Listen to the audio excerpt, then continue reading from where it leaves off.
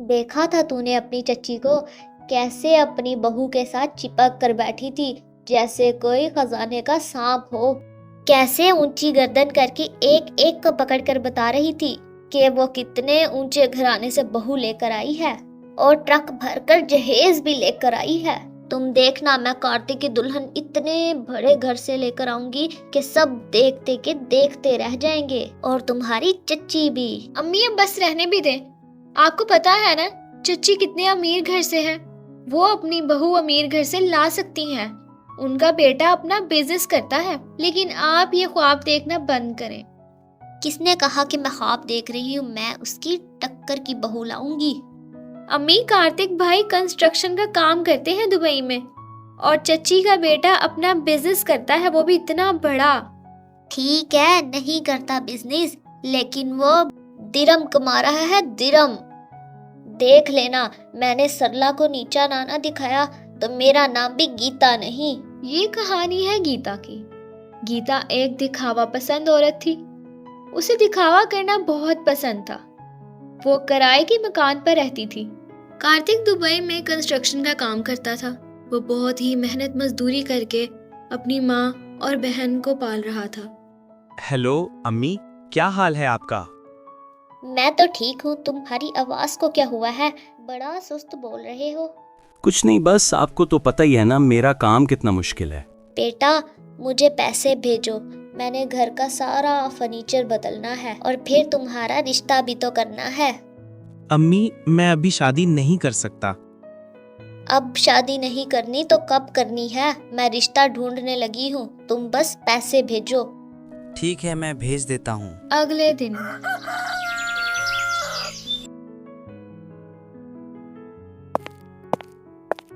अम्मी, आपके पास इतने पैसे कहाँ से आए? ये तो मुझे मेरे प्यारे बेटे ने भेजे हैं फर्नीचर चेंज करने के लिए। घर को बदलूंगी तो रिश्ते वाले ये सोचेंगे ना कि किसी अमीर घर से है। क्या अम्मी, आप इस घर का फर्नीचर चेंज कराएंगी? फिर तो बहुत प्यारा लगेगा ये घर। इतना प्यारा फर्नीचर लेके आऊंगी कि सब हैरान रह जाएंगे। वो फर्नीचर किसी के घर नहीं होगा। इतने से पैसों से कुछ भी नहीं आएगा। मैंने कौन से फर्नीचर के सारे पैसे अभी दे देने हैं, वो तो मैं किस्तों पर लेकर आऊंगी। हाँ अम्मी, आप ना एलईडी भी लेके आइएगा, बड़ी प्यारी लगेगी हमारे कमरे में। कमरे की लुक ही चेंज हो जाएगी। हाँ, मैं सोच रही हूँ एलईडी के साथ साथ शीशे वाली फ्रिज भी ले आएंगे। अगले दिन गीता फर्नीचर की मार्केट में जाती है और खूबसूरत फर्नीचर अपने घर के लिए लेकर आती है। वो एलईडी लेकर आती है, बेड, न्यू सोफा, हर चीज, पूरा कमरा बदल देती है। क्या बात है गीता, लगता है तेरे बेटे की बाहर दुबई में लॉटरी लग गई है। तेरे घर के तो हालात ही बदल गए। हाँ, बस किसी से बात नहीं करती क्योंकि नजरें बहुत लग जाती हैं ना। जरा अपनी बेटी से कह के एक और कप चाय तो बनवा दो। थक गई हूँ सुबह से रिश्ते करा करा के। हाँ हाँ, बनवाती हूँ। पहले तू ये बिस्किट तो खा, स्पेशल स्टोर से मंगवाए हैं मैंने। खा रही हूँ। बिस्किट तो तेरे बड़े मजेदार हैं। कहाँ से लाई है?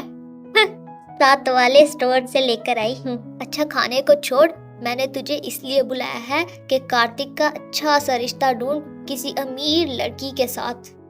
हाँ, मेरी नजर में एक घर है, तुझे वो घर बहुत पसंद आएगा। सुबह जाके देखा ना। अमीर तो है ना, अगर वो अमीर हुई तो मैं तेरा सारा मेकअप दुबई से मंगवाऊंगी और फिर तो उस मेकअप से जवान लगेगी।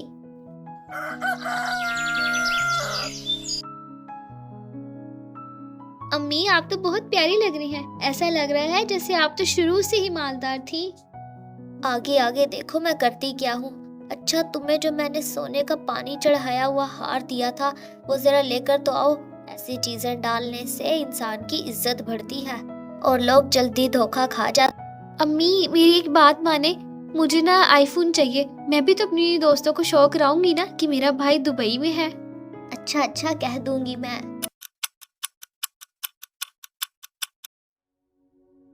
सच बताऊं बहन, मैं अपने कार्तिक के बारे में आपको सारा सच बताऊंगी। मेरा बेटा दुबई में अपना बिजनेस करता है और दिरहम कमाता है। देखने में भी बहुत हसीन और प्यारा बच्चा है मेरा। जी जी बहन, वो तो आपके रख रखाव से ही पता चल रहा है। रिया अपने माँ बाप की इकलौती बेटी थी।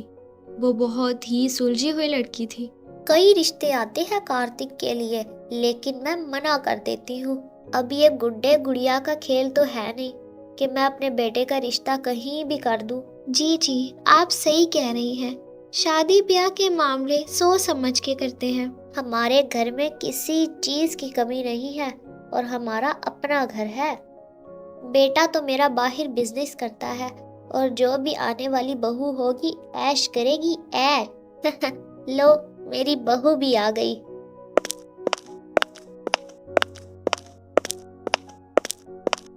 जो लोग मेरे सामने अभी इतना कुछ रख रहे हैं वो अपनी बेटी की शादी के बाद कितना जहेज देंगे। मेरा तो घर ही भर जाएगा।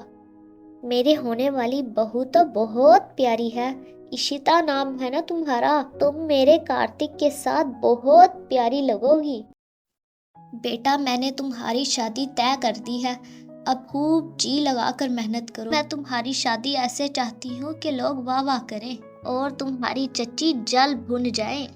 अम्मी, सारे पैसे तो मैं आपको भिजवा देता हूँ और अब तो मैं ओवर टाइम भी कर रहा हूँ। मैंने आपको पहले भी कहा था कि मैं अभी शादी नहीं कर सकता, मुझे पहले सेट होने दें। फिक्र मत करो, मैंने तुम्हारे लिए बहुत ऊंचे खानदान की लड़की देखी है और उसका बाप भी बहुत मालदार है। शादी के बाद सारा बिजनेस तुम्हारा होना है।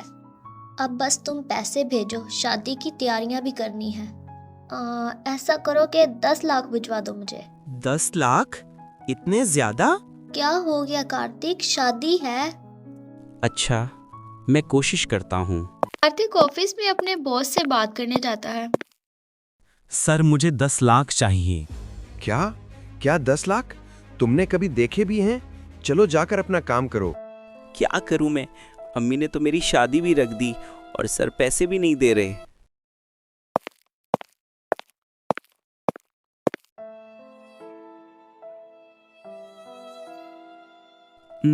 मेरे पास इसके अलावा कोई रास्ता नहीं।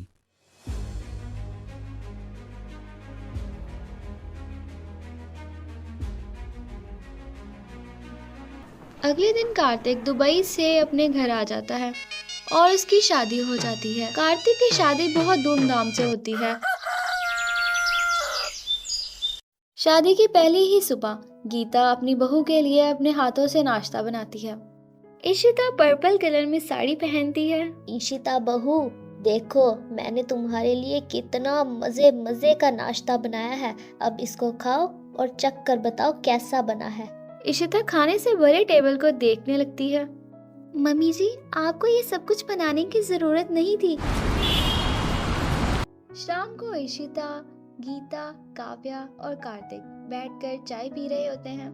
इशिता बहू, तुम्हारे माँ बाप ने तुम्हें कितना जेवर दिया है। मैं सोच रही थी वो सारा जेवर मुझे पकड़ा दो, कहीं चोरी ना हो जाए। कार्तिक अपनी माँ को गुस्से से देखने लगता है और अचानक कार्तिक का बॉस वहाँ आ जाता है। चोरी करने वालों के घर भी अब चोरियां होने लगीं।